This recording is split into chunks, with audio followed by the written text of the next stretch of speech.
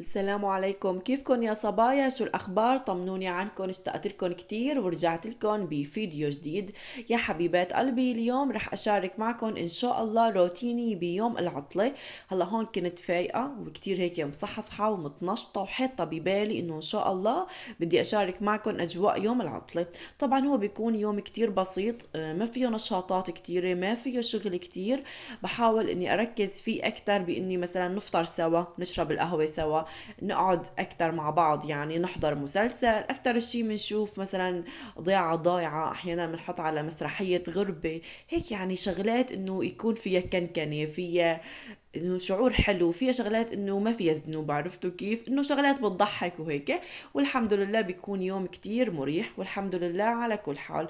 اول شغله بدكم تعملوها انه تحطوا لي لايكات كتيره على الفيديو، وحاولوا انكم لما بيوصلكم اشعار انه تضغطوا على الاشعار، لانه في عندي مشكله بالاشعارات، ما عم بيوصل اشعارات للمتابعين. وكتبوا لي تعليقاتكم الحلوه وتابعوني للنهايه. طبعا يعني مثل العادة الروتين ماشي، وأنا رح أبلش إني أرد على تعليقاتكم، نحكي شوي وندردش شوي بمواضيع عامة، مواضيع بتهم كل أنثى، مواضيع بتهم كل حدا فينا. ويمكن يعني ما يكون إلا حدا مننا معدي بشي من هالمواضيع يلي عم بيتم طرحها بفيديوهات القناة. رح أقولكن على شغلة بس، في صبية حبيبة قلبي كتبت لي بفيديو سابق إنه أنا أول مرة بتابعك وفيديوهاتك كتير حلوة. طبعا الله يحلي أيامكم جميعا إن شاء الله يا رب، بس أنت بتحكي بسرعة. شوفوا لقلكن، هلا انا بشكل عام يعني بالحياة العادية لا عادي، يعني بحكي على مهلي، بس انه بتسجيل الفيديو في عندي هيك نقطة بتضايق منها كتير. انه انا مثلا ادخل بدي اسمع فيديو لأي حدا على اليوتيوب، تلاقوا انه عم تحكي مثلا على مهلة، او انه يكون في صوت طقطقة، او انه ما بعرف شو هيك الاصوات يلي بتطلع، ما بحبها بصراحة. مشان هيك انا بتعب كتير على مونتاج الفيديو. هاي للمرة التانية حذف الصوت وعم برجع بعيده، وكل شوي بحذف وبرجع بعيد. بصراحة إلي يوم كامل عم منتج الفيديو بس إضافة الصوت، ما له علاقة لا بالتصوير ولا بتقطيع اللقطات ولا بأي شيء. ليش؟ لأنه أنا مثلا بحس حالي إنه أنا هون تعبت، إنه أنا هون بدي أخذ نفسي، إنه أنا هون بدي أبلع ريقي. شو بعمل؟ بوقف، برتاح وبرجع بكمل، بحيث يوصلكم الفيديو ولا قطشة ولا نفس ولا هيك. ما بعرف، لأنه أنا بتضايق من هذا الشيء، بحس إنه كل الناس بتضايقوا من هاي الأصوات، أو إنه هيك خلص الواحد بده يحكي ياخذ المفيد بسرعة ويطلع. ما بعرف، كتبوا لي انتم شو رأيكم بالتعليقات. طبعا انا دائما بمشي على تعليقاتكم، وشو بدكم بعمل. الله يسعدكم جميعا يا رب. خلونا هلا بقى نبلش نرد على التعليقات.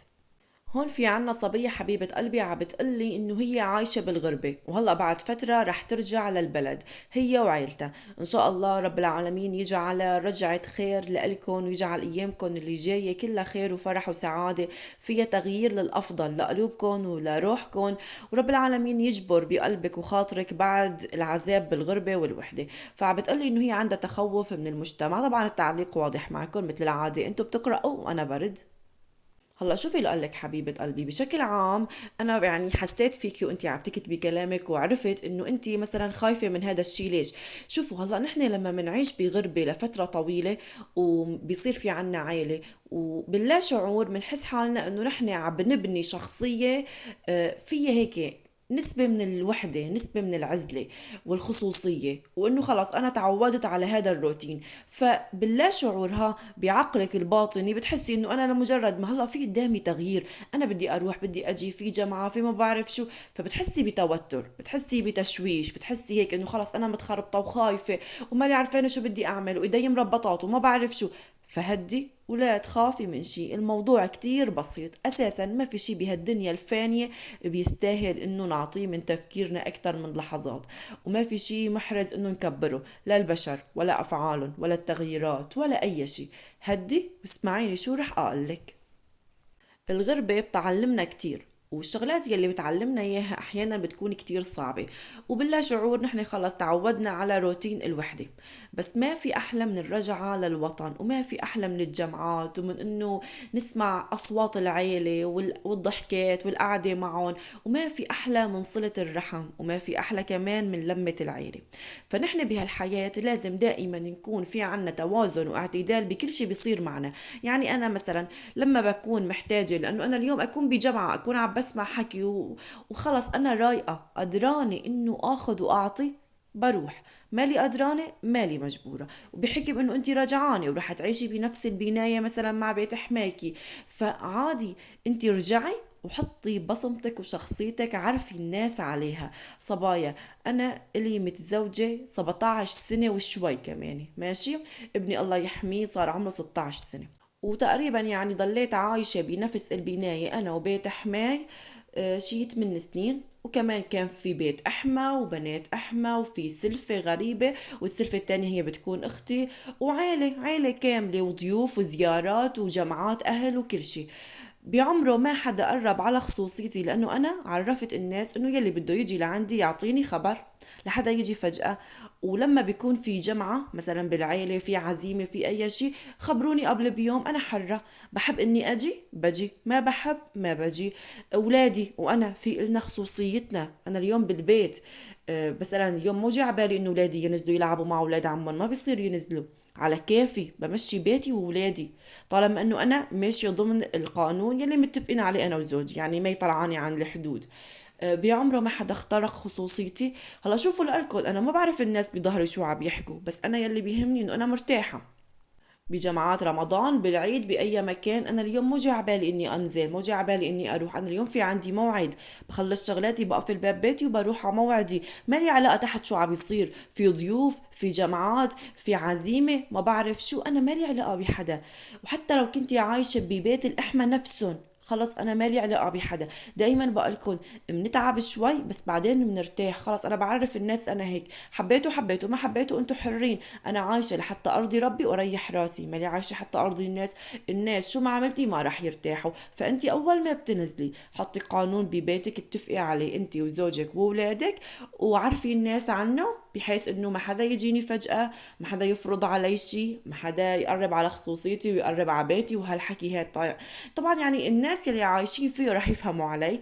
إيه، بتتعبي شوي بس بعدين بتاخدي نتيجة منيحة. سبحان الله، يعني دائما بقولكم تنظيم الحياة كتير كتير بيريحنا.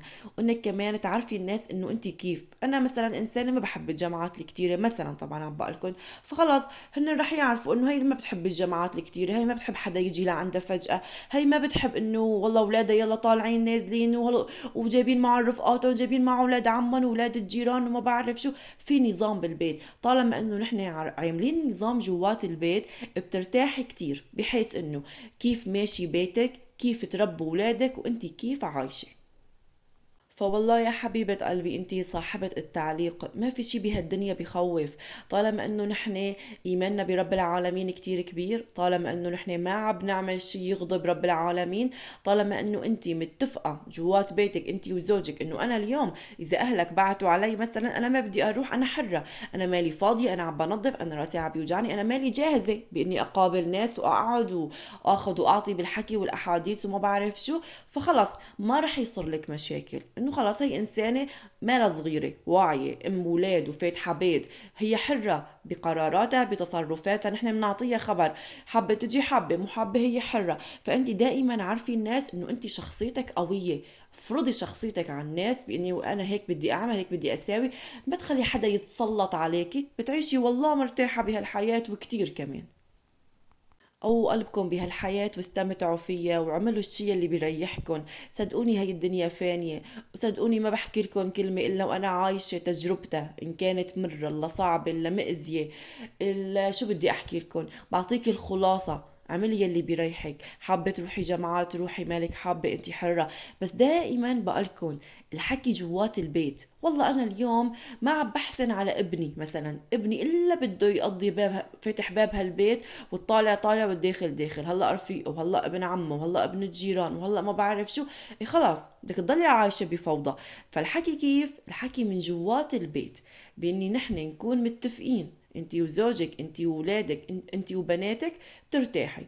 لانه الحكي الاساس، من الحكي على الاساس، طالما انه الاساس صح عمري فوقه برج ما بيأثر، خلص الأساس صح. بس إذا من جوات البيت مثلا في ما حدا عم يرد، ما حدا عم يمشي على النظام، بتتعبي. كمان في صبية حبيبة قلبي مرة كتبت لي بالتعليقات هيك التعليق، يعني قالوا ولادك بيردوا عليكي؟ شوفي لقلك هلا انا يعني جبت ولادي كنت كتير صغيرة بالعمر ماشي. فتقريبا هيك يعني عايفة مرحلة بانه نحن هلا مثلا في بيناتنا مزح، في بيناتنا صداقة، في بيناتنا انه الحمد لله الحمد لله الحمد لله. اولادي ما بيخبوا عني شيء ابدا، عايشة معهم كل لحظة بلحظتها. بس انا كنت امي كتير تعبت بحياتها بتربية اولادها، لانه ما فارقتهم ولا ثانية، طبعا مثل كل ام يعني. بس الفكرة كيف انه انا دائما هيك مع متابعة بالبيت، واقفة فوقه، لا تعمل هيك، تعال نسوي هيك، تعال نعمل هيك. فايه لما انت بتقربي كتير من ابنك بتحسي انه مع الوقت خلاص هو تعود عليكي، تعود انه ياخذ رأيك بكل قراراته، بكل تصرفاته، بكل صداقاته. ماما هذا رفيقي هيك، يا ترى انا لازم اكمل معه ولا لا؟ بقى بحكم انه انت مثلا يعني اكبر منه بالعمر، فاكيد رح تعرفي تقرري عنه. واصعب مرحلة بترباية الاولاد هي مرحلة المراهقة، وهي اكتر مرحلة محتاجة لدقة، ومحتاجة لانه انت تعرفي كل نفس عم يطلع منك لاولادك كيف يكون، لانه هي مرحلة كتير صعبة. الله وكيلكم عم نسمع كل سمعة بهالولاد، الله يحميهم، شي مو طبيعي. فعن جد حسيت لكم انه اكتر شي بيفيدنا بالترباية هي انه نحن نضل دائما هيك مع اولادنا، ما نفارقهم ولا لحظة، لحتى نقرب من بعض أكتر، لحتى ما يخبوا عننا شي، لحتى نشاركهم بكل المراحل، نكبرهم بكل لحظة فيها. هلا شوفوا، ما بقولكم والله أنا أولادي ملائكة وبسمعوا كلمتي وما بعرف شو، لا، أنا إنسانة كتير واقعية. في شغلات بفرضها عليهم، بنتخانق، بتلاقوا أصواتنا عبيت البيت، لا بدك تعمل هيك مو على كيفك ما بعرف شو. يعني في مراحل هيك وفي شي هيك، بس الحمد لله الحمد لله يعني ما في هالمشاكل الكبيرة، لأنه نسبة الحب والحنان كتير عالية، ونسبة إنه خلص يعني اللي بدي إياه هو الصح، معناها خلص أنا بدي أعمل يلي ماما قالت عليه. طبعا أنا ما عم بحكي عن الأب، الأب موجود ودوره أهم كمان، بس طبعا هو مو بالبيت. بحس دور الام بترباية الاولاد هو اقوى، هو اصعب. ليش؟ لانه انا زوجي وينه؟ زوجي بيفتح الباب من الساعة 8 الصبح ما بيرجع على الخمسة، بيتغدى بيرتاح شوي بعدين بيروح ما بيرجع على 11 12. وينه هو هون؟ انا يلي مع اولادي من الصبح للمساء، انا يلي ما فارقتهم ابدا. فهون بقى بيكون انا يعني هيك احساسي انه الام بيكون دورها اصعب وكمان اقوى. انتو شو رايكم؟ كتبولي بالتعليقات. وبشكل عام يعني بس ربينا صح، بس كنا نحن معرفين ولادنا انه خلص ماما بس قالت الكلمة خلص. والله يا صبايا انا من زمان كتير يعني بحكي لاولادي بقول لهم من كنا صغار ما نسترجي نرفع صوتنا قدام بابا او ماما، ما لان اكون مثلا قاعده انا واخواتي هيك مثلا انه قاعدين متشطحين عم نلعب عم نمزح، اصواتنا عاليه، فاتحين مشروع حديث او لعبه او شغله او تلفزيون صوته عالي، يدخل بابا بده يركض اول واحد قريب للتلفزيون يطفي التلفزيون، وبدنا نسكت كلنا. خلص دخل بابا، قعدة كلها احترام وسكوت. ولما نكون عاملين لنا شي شغلة وتقولنا ماما بس اجا ابوكم بدي اقله، خلاص لو شو من كانت بدنا نلغيها ونروح نعتذر، ولا تقولي له الله يوفقك وما بعرف شو. فايه يعني حلو انه الاولاد يخافوا من امهم ويحترموها ويعرفوا انه خلص يعني لما ماما بتقول هذا الكلام معناها هذا الشي صح. فوالله ما بعرف يعني هو حكي كتير وطرق كتيرة، وحسب كمان كل عائلة كيف انه علاقتهم مع بعضهم، كيف نظرتهم لبعضهم، كيف يعني حياتهم، كيف طريقة تفكيرهم. يمكن هلا كل الكلام يلي انا حكيته ما يمشي حاله معك، وحتى ما يعجبك كمان، هذا شي كتير طبيعي. ويمكن كمان حدا تاني يسمع الحكي ويروح ينفذه وياخد نتيجة عكسية. كله بيفرق، لأنه نحن كلنا البشر ما فينا حدا بيشبه التاني بطريقة التفكير. قال شو بيقول لك المثل؟ رب العالمين خلق أخين بس ما خلق عقلين. يعني في أخين بس ما في عقلين مثل بعضهم، كل واحد عقله شكل، كل واحد بيفكر شكل، كل واحد حاسس حاله انه هو تفكيره هو الصح وشغله هو الصح. فسبحان الله، سبحان يلي خلقنا ونحن مختلفين. فانا والله دائما يعني بحكي لكم يلي بقلبي، بحكي لكم هيك مثل ما بيقولوا نقاط من شغلات انا عملتها انه فرقت معي بالحياة.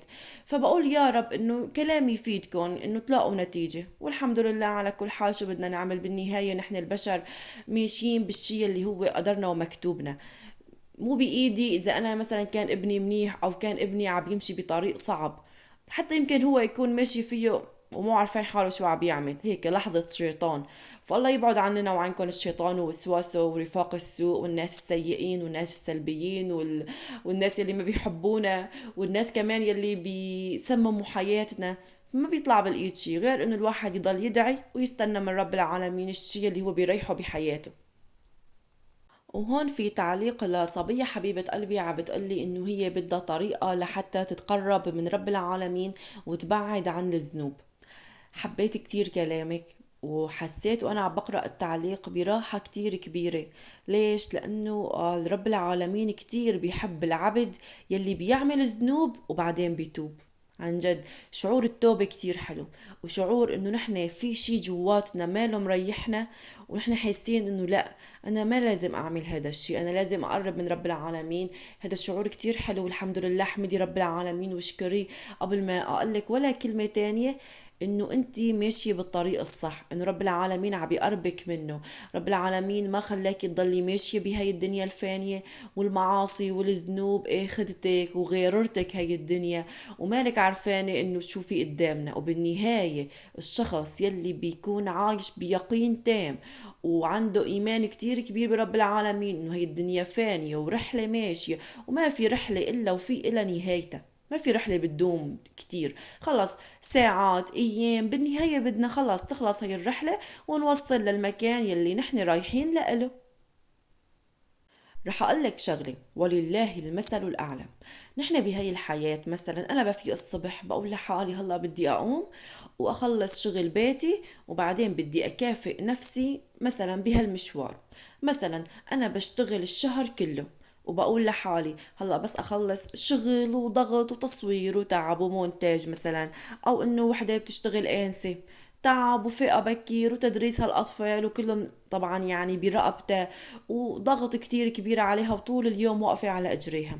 أو يلي بتشتغل موظفة وطول اليوم لابسة العباية وحاطة النقاب وقاعدة عم تشتغل، متحمل البرد والشوب وكل شي. ويلي ويا حسرتي عليهم، حتى في ستات ما في بإيدهم صنعة، بيفتحوا الباب وبيروحوا بينظفوا بيوت الناس، بينظفوا بالمشافي، بينظفوا بالمدارس. كله هذا مو شغل مو تعب؟ كل وحدة بتتعب، شو بتقول لحالها؟ شو هي مكافأتها؟ أنا عم بتعب، بدي أكافئ نفسي آخر الشهر مثلا بإني أجيب أكلة طيبة لأولادي، بإني أجيب لبسة حلوة لأولادي قدام الناس، بإني أنا مرضانة بس هلأ أقبض بدي أروح على الدكتورة، بإني أنا درسي عم يوجعني بدي أقبض وأروح أصلح درسي. كل حدا فينا او كل ست عاملة بس يعني تحط قدامها هدف انه انا بدي اتعب منشان احصل على هذا الشي. ماشي؟ شو بتعمل؟ بتشتغل بقلب وضمير وحب وعطاء. ليش؟ لانه المكافأة والشي اللي هي عم ترسم له وعم تشتغل وتتعب من شانه شي هي عم تحلم فيه، وعم تستنى بعد هالتعب كله حتى شو؟ حتى تحصل عليه. طيب شو رأيك يا حبيبة قلبي بأنه ربنا الكريم الرحمن الرحيم رب العالمين قالنا هاي الدنيا فانية وأنا خلقتكن فيها لحتى أنتو تعبدوني، وأنا رح أعديكن بهاي الحياة بابتلاءات، ومطلوب منكن الصلاة والصيام وغض البصر وحفظ اللسان، وانكم تواظبوا على الاذكار وعلى الاستغفار وتتوكلوا علي، وانا رزقتكم نعم كتيرة. عم نمشي ونحكي وناكل ونشرب ونشوف ونلمس وعايشين بنعم لا تعد ولا تحصى. كيف ما منطلع حوالينا منلاقي حالنا انه نحن عايشين بنعم، ما فينا نحرك. شو بدي اقولكن؟ ما فينا ناخد نفس اذا ما رب العالمين امر هذا النفس بانه نحن ناخده. طيب وبعد هالنعم الكبيرة يلي نحن فيها وعم نتنعم فيها، وهالشغلات العادية والبسيطة يلي لما الواحد خلص بيقوي قلبه وبيبلش انه يستمر فيها، بتصير هي على فكرة كتير مريحة، ما فيها تعب. مو مطلوب مننا نقوم نكسر حجر، ولا مطلوب مننا ناكل ما بعرف شو، مثلا ناكل صخر لحتى نروح على الجنة. مطلوب مننا شغلات حلوة ومريحة وفيها شعور بالراحة والطمأنينة. وشو هي المكافأة بعد هالتعب؟ ويمكن كمان ما يكون هالتعب كتير قوي، هي جنة، هي نعيم دائم، هي راحة دائمة وسعادة دائمة وأطيب الأكل وأحلى اللبس وأحلى المجوهرات والألماس، ولسه على المكافأة الأحلى لما نحن منكون ماشيين مثل ما رب العالمين أمرنا، وما في داعي لهالذنوب. يعني أنا مثلا إذا حكيت عن الناس أو ما حكيت ما رح أخسر شي، وإذا غضيت بصري عن نظرة حرام ما رح أخسر شي، وإذا بطلت أسمع لشي حرام ما رح أخسر شي. بس شو بربح؟ بربح شوفة رب العالمين، بربح إن شاء الله إن شاء الله رب العالمين يكرمنا برؤية وجهه الكريم، بربح راحة دائمة جنة وبعيش فيها مع حبايبي وما فيها خسائر، بعيش فيها مع الناس اللي بحبهم براحة وطمأنينة، ما في موت، ما في قهر، ما في ظلم، ما في كل شي صعب بهالدنيا. فبرأيك يا حبيبة قلبي هيك مكافأة ما بتستاهل مننا شوية تعب؟ ما بتستاهل مننا انيتنا نمشي مثل ما رب العالمين امرنا؟ والله بتستاهل وبتستاهل وبتستاهل. قوي قلبك واعملي كل شي رب العالمين امرنا فيه، صلي وصومي واقرأي بالقرآن وخليكي دائما دائما كل يوم الأذكار الصباح وأذكار المساء، وادعي لرب العالمين قولي له يا رب قربني منك وبعدني عن كل شي بيغضبك. صدقيني أيام وبتلاقي حالك بلشتي تمشي بطريق السعادة. مهما كانت حياتنا صعبة ومهما كان مثلا يعني في ناس عم يستلذوا بالشغلات يلي فيها معصية، عم يستلذوا بالشغلات يلي فيها ذنوب، بس هي اللذة لحظات، ساعات، ايام، سنة، سنتين. بس نحن دائما لما هيك بنحط براسنا وبعقلنا انه لا، انا لسه حلمي كتير كبير، انا حلمي جنة، انا حلمي سعادة كاملة ولذة كاملة وعطاء كامل. فلما نوصل لهي المرحلة من الوعي بالتفكير، صدقوني باللا شعور بتلاقي حالك انه خلاص انا ماشية بطريق الراحة. كيف نحن منعيش براحة؟ لما منحطها ببالنا ومنشتغل عليها باللا شعور بتلاقي حالك انه انت عم بتعيشيها. والحمد لله على كل حال، والله يهدينا ويهديكم لطريق الحق، لطريق الصح، لطريق السعادة، والله يجعلنا ان شاء الله من السعداء بالدنيا والآخرة، والله يرزقني ويرزقكم ويجمعني معكم بجنان النعيم. وان شاء الله ان شاء الله هي الدنيا الفانية ما تمشي علينا ولا يطلع علينا الشمس كل يوم في إلنا نفس في إلا ونحن براحة وسعادة وسلامات.